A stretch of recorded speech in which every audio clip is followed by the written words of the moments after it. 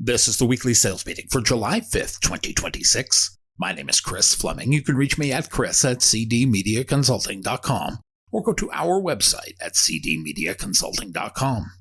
Today's topic, make it easy to be great. Picture two underdogs on a college basketball team who refuse to act like they didn't belong. Brandon Landry and Jack Warner didn't start out with scholarships, NIL deals, or family money. They started with the most democratic credential in sports. They were walk-ons for the LSU basketball team.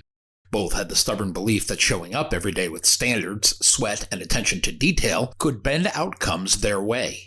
They were teammates first, then friends, then co-conspirators. SEC road trips became research tours. Between film sessions and practice plans, they took notes in airports and diners. They weren't chasing celebrity or a quick hit. They were collecting ideas. What worked in Tuscaloosa? What flopped in Fayetteville? Where the food was good, but the game watch was weak. Where the vibe was electric, but the plates mailed it in. During Landry's senior year, they were on a flight home from the University of Tennessee matchup. There, a scrap of paper became a blueprint. The story is familiar now because the napkin is legend. The floor plan was sketched at 30,000 feet. The kitchen flow, bar sightlines, and the TV screens were placed so you never lose the play. They promised to build the kind of place they kept not finding. It was a sports restaurant with a scratch kitchen. It was a family place that still felt like Saturday night. It would have Louisiana soul, not a generic chain stamped by a distant committee. The napkin came first. The name and the logo could wait. The mentality was the start. Back in Baton Rouge, they did what student athletes do. They turned game film into execution. They wrote a real plan. They handed it in for a class project, and they got a C. Dr. Robert Justice told them the idea wasn't fully developed. That mark could have been the period at the end of a brief sentence. Instead, it became the comma. They kept going. It is hard to overstate what that kind of friction does to people wired like walk-ons. Tell them they can't, and they'll spend the next decade learning how. The critique wasn't the point, it was the habit. Build, revise, get punched, return to the gym. Eventually, it adds up. Banks didn't love the business plan either. There were plenty of objections. The duo had no track record. It is a risky category. Here are two basketball players with more grit than collateral. They knocked anyway. They experienced one rejection, then another. 6 banks said no. Then a banker who understood the SBA playbook said yes. That loan is the quiet hinge in this story. That was the moment an idea moved from napkin to lease, from optimism to payroll, from talk to doors open. They chose their ground well. If you were going to prove a concept, pick a place where proof matters. Baton Rouge in the shadow of Tiger Stadium is not a casual landing spot. It is a place where game days set the temperature for a week and where food is not an afterthought. Walk-On's Bistro and Bar opened on Burbank Drive across from LSU in early September 2003. It was a neighborhood spot with a kitchen that cooked like it cared, a bar that understood a 2-minute drill, and a floor plan built for fans, families, and anyone who liked their gumbo with a side of fourth-quarter tension. From opening night, they weren't pretending to be a sports bar that served frozen everything. They wanted to be a restaurant first. Sure, it wasn't a sports environment, but it had Louisiana on the plate and a seat for everyone. If you've ever worked in a hospitality startup, you know what happened next. There was the part outsiders saw. You had a packed room, jerseys on the wall, a line of beers, and big wins on TV. And then there was the part they don't see. The cook line slammed at 7:20, a compressor going down at 5:05, the surprise bus of 50 that shows up while the restaurant is one server short. The difference at Walk-Ons was mentality. Landry and Warner had already lived in a world where your spot was earned at every practice. That mindset didn't change with a health permit. The prep list got tighter. The training got better. The menu learned to travel from scratch to the table, hot and right. They studied service like they had studied scouting reports. They kept saying restaurant first, sports always, and Louisiana always. And then they kept behaving like it. Expansion wasn't a land rush. It was a measured bet on whether the system traveled. Could they move the culture, operations, recipes, and the way a manager coached the floor like a team? 5 years after the first opening, Lafayette, Louisiana got the second Walk-Ons, 2008. It was a signal that this was more than a campus-adjacent one-off. 3 years later, they planted a flag in New Orleans. That was 2011, 2 blocks from the Superdome. There would be no way to fake cuisine or game day or any other day. If New Orleans says your food holds up, it holds up. If the CBD, Central Business District, not a marijuana derivative, says your room works when the whole city is wearing black and gold, you are more than a theme. Those two openings mattered because they were a test most concepts fail. Are you still you when the context changes? Lafayette said yes. New Orleans said yes, but even louder. Recognition soon followed. In 2012, ESPN Mobile's national vote named Walk-Ons the best sports bar in North America. Different cities were in the running. Different fan bases voted. The New Orleans location took the crown. Awards don't keep a kitchen staffed, but they do something else valuable. They validate a thesis in front of millions of people. Scratch food plus a smart sports experience is not a niche. It is now the gold standard. From that moment, the brand didn't need to explain itself as much. The country had seen what it could look like. Some partners show up for photos. Some show up with a playbook. In 2015, Drew and Brittany Brees joined Walk-Ons as co-owners of the parent company. The connection didn't happen because a celebrity endorsement agent dialed a number. It happened the right way, as fans of the brand first. Brees ate at the New Orleans store, liked what he saw, and reached out to Landry.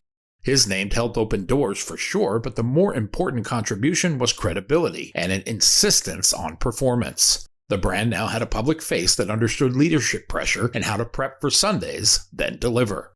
That alignment between on-field accountability and in-store execution deepened the walk-on mentality story. It wasn't merely marketing, it was the right fit. Franchising came next, deliberately. The play wasn't to franchise cheap and fast, it was to protect the core, then scale the habit. The first wave of franchise restaurants rolled out after years of tightening systems, codifying training, and deciding what could never be compromised. Growth drew interest from capital partners, including 10 Point Capital in 2020. That was the step designed to add fuel without bending the frame. It is a fork in the road where many brands get lost. Walk-Ons doesn't feel lost. It feels like a concept that knows what it is. It is a high-energy, family-friendly, Louisiana-rooted restaurant where the food shows up first, the game is always on, and service looks like a coach is keeping score.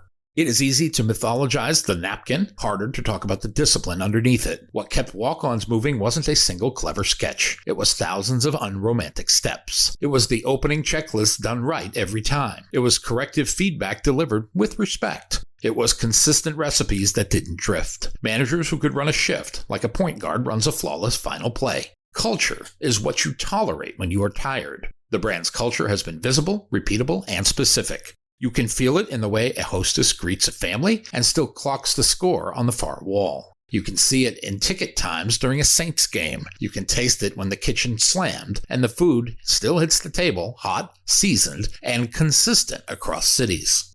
The other tell is how the story scales without collapsing into a marketing slogan. Walk-on mentality could have been a bumper sticker. It became a standard. You can hear it in the training. Everyone's role matters. You don't win by being cute, you win by being sharp. You don't hide on busy nights, you communicate. You make it easy to be great. It is the same thing any good coach would tell you in the huddle. It is translated expo windows, table turns, and bar rails. By the time national press started calling, the company had an answer for all the operator questions that sink casual brands. It answered site selection, kitchen design, hiring pipelines, opening week playbooks, LTO cadence, and vendor relationships. Brand partnerships that actually matched the room. Media attention didn't make any of that possible. It amplified what was already functioning. The 2019 and 2024 industry profiles read like scouting reports on a team that knows its identity. It is a restaurant first, with sports in its bones and disciplined enough to keep it. What started as two LSU teammates trying to will themselves into a lineup turned into a playbook for building something durable. The underdog story didn't get sanded off. It hardened. You can see it when veteran managers talk about opening a new market. You can hear it in franchisees who were customers first and wanted to bring their place home. You can watch it in the numbers. There are dozens of restaurants open, and more are coming. They are doing it at a pace that feels human. In August 2025, the chain's preparing for its 8th Houston area location, while sitting at roughly 75 units nationwide. That is not a fad curve, that is a game program. The middle of any business story was where a lot of founders get bored. This team did not. They built more systems. They protected standards. They kept recruiting the right people. They let the right capital in at the right time. They said yes to growth when they had clarity, not just appetite, and they kept telling the truth about who they were. They were a South Louisiana scratch kitchen with a sports culture, providing service with pace and personality. Even the brand's own About page reads less like a corporate memo and more like a reminder of the chip on the shoulder that started it. Walk-ons had to prove they belonged. That tone is the guardrail. There is also the practical magic of the menu. If you worked in restaurants, you know a menu has to carry its weight in both directions. It has to sell and it has to execute. Walk-ons solve that by anchoring in Louisiana comfort and then arranging the rest of the board so a party of 6 with mixed tastes can eat without a committee meeting. That is not trivial. It is the difference between a pregame and a weekly habit. The food gives the room permission to be more than a watch spot. It becomes a regular spot. The brand's early insistence of being a restaurant first has proven to be wise. Walk-ons won by acting like starters long before anyone handed them minutes. That is the seller's job, too. Set a visible standard for discovery, preparation, and follow-up. Build checklists you actually use. Rehearse questions until they sound natural. Tighten the handoff from first call to proposal to onboarding. Measure your ticket times, response speed, recap quality, and next step clarity. Do it when you are tired. Do it when no one is watching. Excellence is not an event. It is repetition under pressure, and it compounds. They refused to be a bar that happened to serve food. They were a restaurant first in a sports environment. That clarity made every decision easier. Sellers need the same spine. Decide what you are first, what you are second, and what you will never be. Solve a defined problem for a defined customer. Align your message, pricing, and process to that promise. When the game gets loud, clarity keeps you honest. When choices multiply, clarity keeps you fast and consistent. 6 banks said no. The 7th yes changed everything. That is a sales clinic. Treat no as a next rep. Keep your list moving. Disqualify faster. Map objections and build counters that fit the buyer's world. Bring proof that looks like them, not a generic brochure. Keep the cadence, even when you feel thin. You may only need 1 yes to reset your quarter. Persistence without learning is annoying. Persistence with iteration is unstoppable, and it earns trust. The walk-on story is not a fairy tale. It is a system. 2 underdogs sketched a room on a napkin, took it to a concept, heard no, and kept building standards that travel. That is the blueprint. Set your bar and live at it.